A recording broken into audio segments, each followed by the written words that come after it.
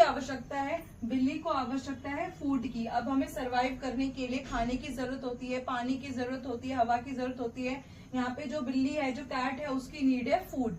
ठीक है, अब उसने अपना गोल बनाया है। उसका क्या गोल बना कि जो पिंजरे के बाहर, जो पजल बॉक्स के बाहर जो फिश रखी है वो उसको प्राप्त करे, ये उसका गोल है। अब जो ये फिश है वो उसके लिए एक स्टिमुलस का काम कर रही है। अब इसके लिए वो बहुत सारे रिस्पॉन्स देती है। ठीक है, अब थर्ड नंबर पर आए, यह एक तनाव की स्थिति होती है जो आवश्यकता से उत्पन्न होती है। ये हमारे अंदर एक बेचैनी उत्पन्न कर देती है, मतलब जिसके लिए हम बहुत सारी एक्टिविटीज करते हैं। अगर आप भूखे हैं तो आप इसके लिए आप क्या करोगे, आप बहुत सारी एक्टिविटीज करोगे कि आपको कैसे ना कैसे करके खाना मिल जाए। अगर किसी को प्यास लगी है, उसे चाहिए पानी, वो उसके लिए कुछ ना कुछ ऐसी एक्टिविटी करेगा कि उसको पानी मिल जाए। जब तक ये हमारी जो नीड है पूरी नहीं होती, तब तक हमारे अंदर एक बेचैनी बनी रहती है। अब जिसकी जितनी ज्यादा ड्राइव होगी, जितना ज्यादा, तो उसकी लर्निंग भी उतनी ही ज्यादा अच्छी होती है। अगर जैसे कि आपका डीएसएसबी का एग्जाम आ रहा है या आपका केवीएस का एग्जाम आ रहा है,